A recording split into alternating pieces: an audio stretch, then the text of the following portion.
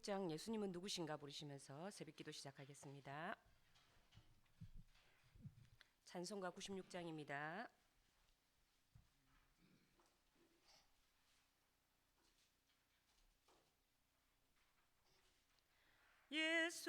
예수님은 누구신가 우는 자의 위로와 없는 자의 풍성이며 전한 자의 높임과 잡힌 자의 노임 되고 우리 기쁨 되시네.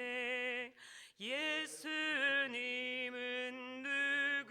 누구신가 약한 자의 강함과 눈먼 자의 빛이시며 병든 자의 고침과 죽은 자의 부활되고 우리 생명 되시네.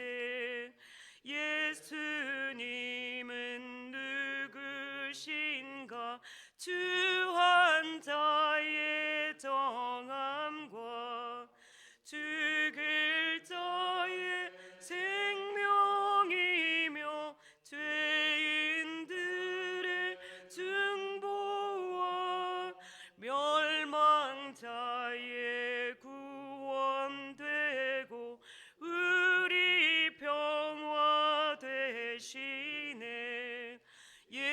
예수님은 누구신가 온 교회의 머리와 온 세상의 구주시며 모든 왕의 왕이요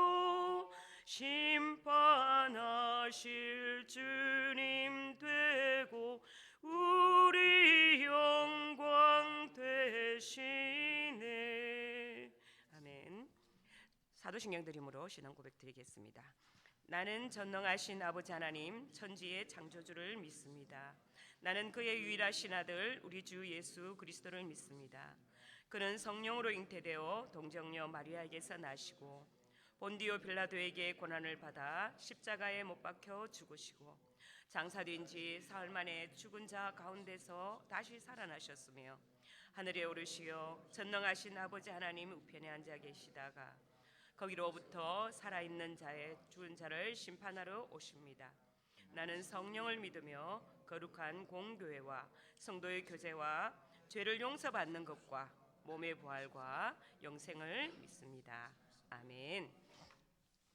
오늘 하나님의 말씀은 신명기 21장 1절에서 23절 말씀입니다. 구약성경 294쪽입니다. 신명기 21장 1절에서 23절 말씀입니다. 자, 한 절씩 교독하도록 하겠습니다. 내 하나님 여호와께서 내게 주어 차지하게 하신 땅에서 피살된 시체가 들에 엎드러진 것을 발견하고 그 쳐 죽인 자가 누구인지 알지 못하거든. 너희의 장로들과 재판장들은 나가서 그 피살된 곳의 사방에 있는 성읍의 원근을 잴 것이요 그 피살된 곳에서 제일 가까운 성읍의 장로들이 그 성읍에서 아직 부리지 아니하고 멍에를 매지 아니한 암송아지를 취하여 그 성읍의 장로들이 물이 항상 흐르고 갈지도 않고 씨를 뿌린 일도 없는 골짜기로 그 송아지를 끌고 가서 그 골짜기에서 그 송아지의 목을 꺾을 것이요 레위 자손 제사장들도 그리로 갈지니 그들은 내 하나님 여호와께서 택하사 자기를 섬기게 하시며 또 여호와의 이름으로 축복하게 하신 자라. 모든 소송과 모든 투쟁이 그들이 말대로 판결될 것이라.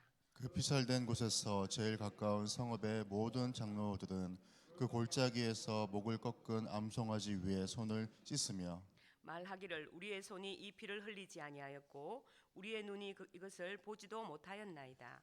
여호와여 주께서 속량하신 주의 백성 이스라엘을 사하시고 무죄한 피를 주의 백성 이스라엘 중에 머물러 두지 마옵소서 하면 그 피 흘린 죄가 사함을 받으리니 너는 이와 같이 여호와께서 보시기에 정직한 일을 행하여 무지한 자의 피 흘린 죄를 너희 중에서 제할지니라.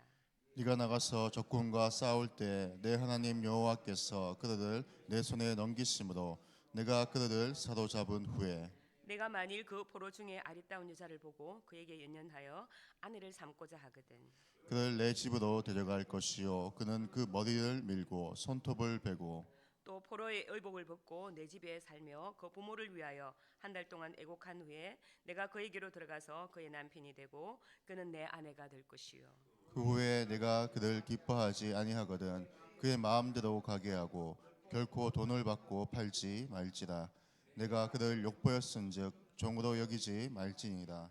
어떤 사람이 두 아내를 두었는데 하나는 사랑을 받고 하나는 미움을 받다가 그 사랑을 받는 자와 미움을 받는 자가 둘 다 아들을 낳았다 하자 그 미움을 받는 자의 아들이 장자이면 자기의 소유를 그의 아들들에게 기업으로 나누는 날에 그 사랑을 받은 자의 아들을 장자로 삼아 참 장자 곧 미움을 받는 자의 아들보다 앞세우지 말고 반드시 그 미움을 받는 자의 아들을 장자로 인정하여 자기의 소유에서 그에게는 두 몫을 줄 것이니 그는 자기의 기력의 시작이라 장자의 권리가 그에게 있음이니라.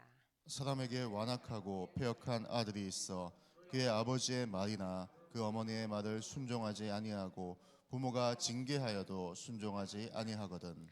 그의 부모가 그를 끌고 성문에 이르러 그 성읍 장로들에게 나아가서 그 성읍 장로들에게 말하기를 우리의 이 자식은 완악하고 패역하여 우리 말을 듣지 아니하고 방탕하며 술에 잠긴 자라 하면 그 성읍의 모든 사람들이 그를 돌로 쳐 죽일지니 이같이 내가 너희 중에서 악을 죄하라. 그리하면 온 이스라엘이 듣고 두려워하리라. 사람이 만일 죽을 죄를 범함으로 내가 그를 죽여 나무 위에 달거든. 같이 읽겠습니다. 그 그 시체를 시체를 나무 위에 밤새도록 두지 말고 그날에 그날에 장사하여 장사하여 내 내 하나님 하나님 여호와께서 여호와께서 내게 내게 기업으로 주시는 주시는 땅을 더럽히지 말라. 나무에 나무에 달린 달린 자는 자는 하나님께 저주를 받았음이니라. 아멘. 아멘. 자, 오늘의 말씀은 은밀하고 사적인 죄까지라는 말씀으로 오늘 말씀을 나눌 것인데요. 신명기는 모세가 이스라엘 백성에게 주신 마지막 연설을 담고 있으며 율법을 제하긴과 또 순종의 중요성을 강조하고 있는 내용입니다. 이 신명기는 이스라엘 백성이 가나안 땅에 들어가기 전에 하나님과의 언약을 기억하고 그 법규를 지킬 것을 이렇게 촉구하고 있는 내용입니다. 모세는 백성들에게 하나님의 명령을 따르면 복을 받고 불순종하면 저주를 받을 것임을 상기시키는 그런 내용이기도 합니다. 신명기는 또한 사회적 정의 또 이웃사랑 겸손한 삶의 가치를 강조하고 있고요. 하나님을 사랑하고 이웃을 자신처럼 사랑하는 것이 모든 계명의 요약임을 선언하는 내용입니다.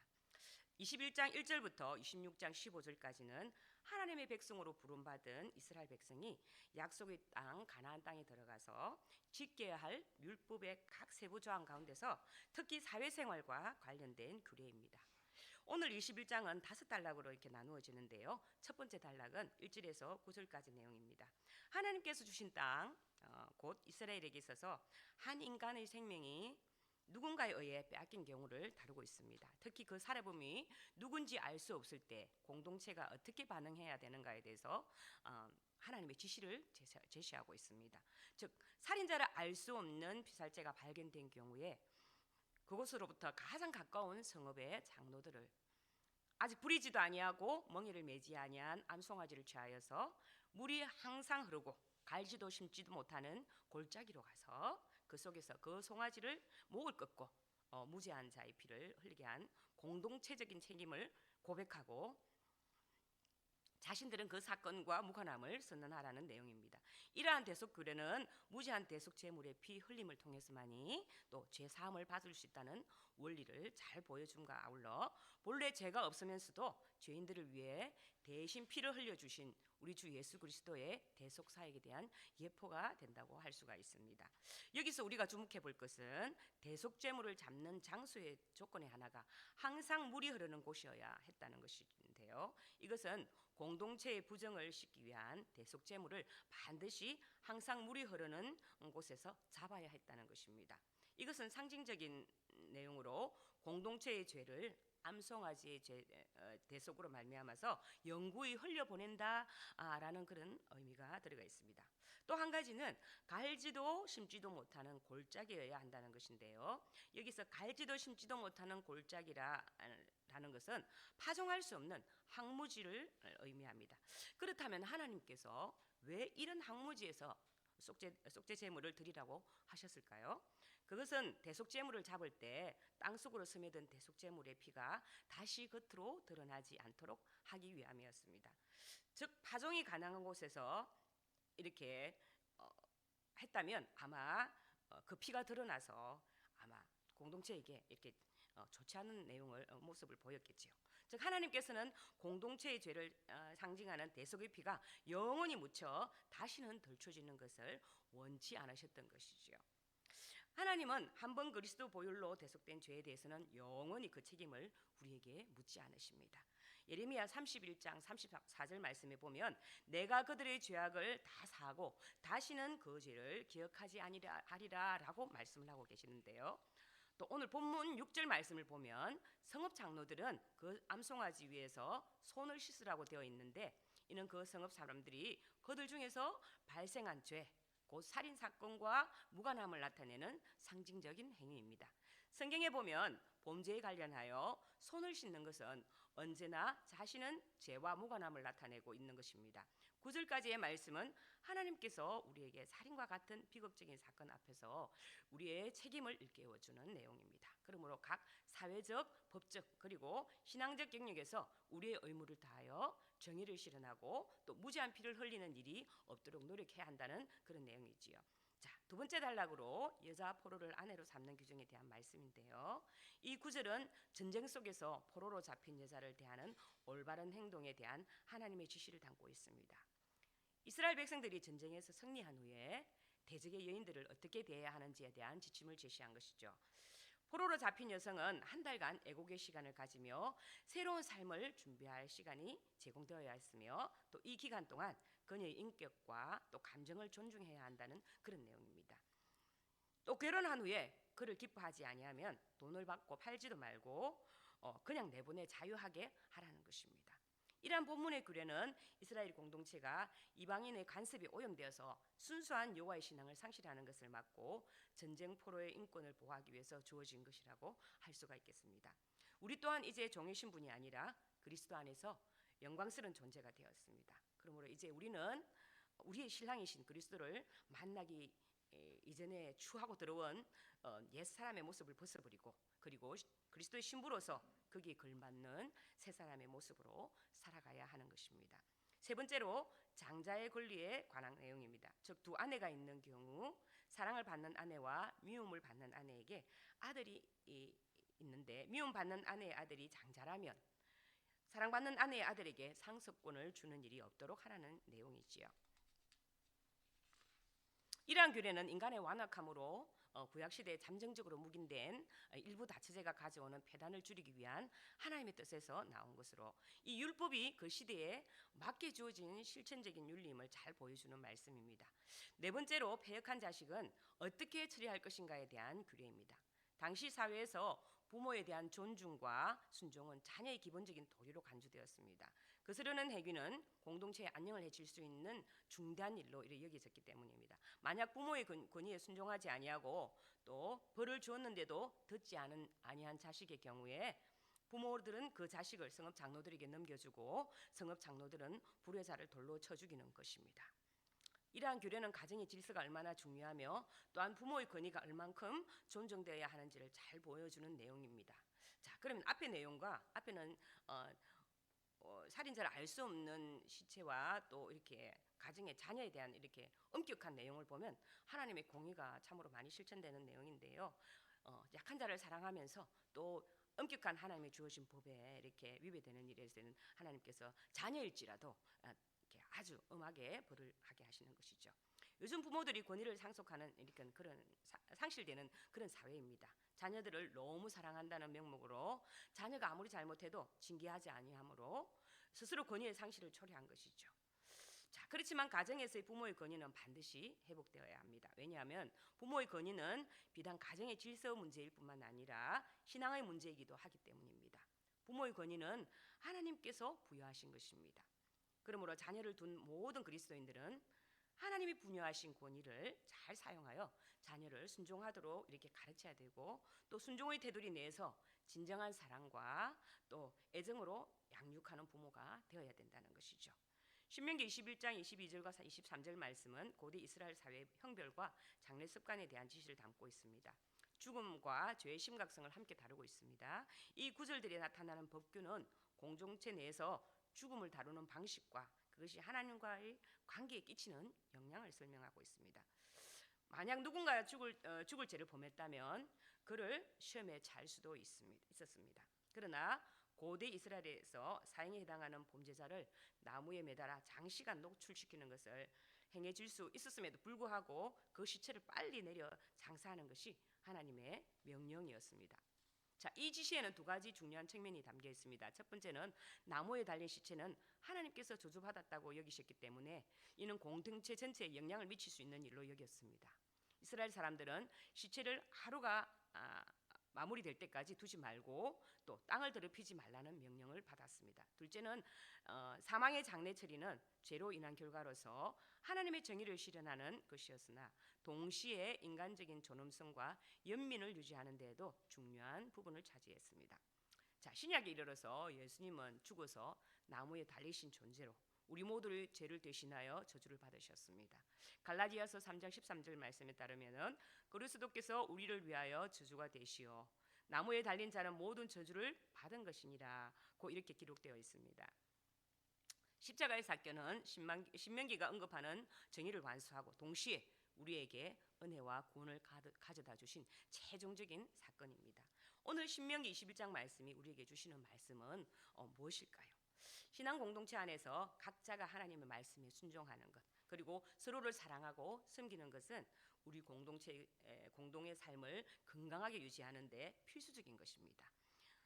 공동체 전체의 악을 제하고 선을 행하는 것이 하나님의 뜻임을 기억하며 또 우리 각자가 이 땅에서 하나님의 나라를 세워가는데 동참할 때 우리는 선한 삶을 본을 낼 수가 있을 것입니다.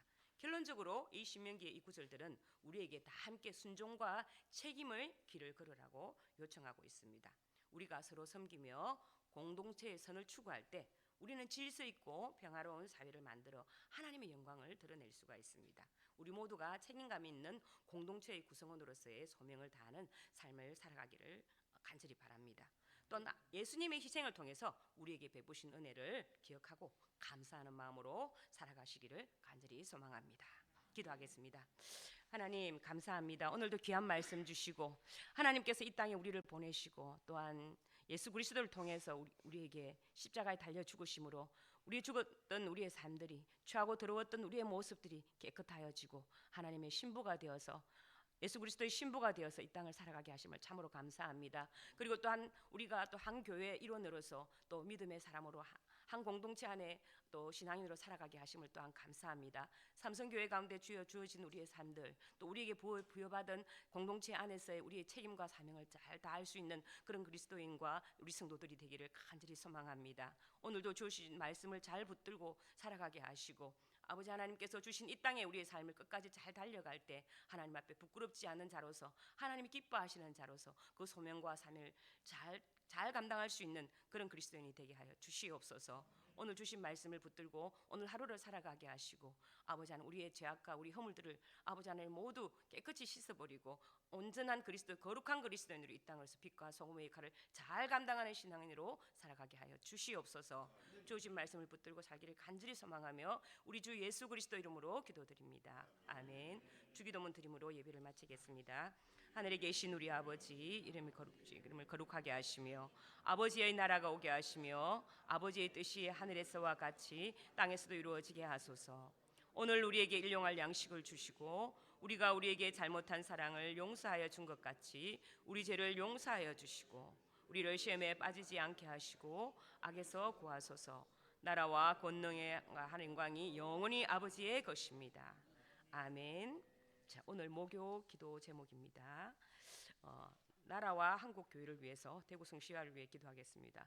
대통령과 위증자들을 위해서 기도해 주시고 모든 영역에서 하나님의 통치가 이루어지도록 또 정치가 안정되고 경제가 성장하는 나라가 되도록, 북한 독재 체제 정권이 무너지고 북한 교회들이 회복되도록, 그리고 한국 교회의 제2의 부흥이 일어나도록, 또 오늘 이루어지는 목요 전도팀들의 전도를 통하여서 죽어가는 영혼들이 구원을 얻을 수 있도록 위하여 함께 기도하겠습니다. 주여 외치고 기도하겠습니다. 주여.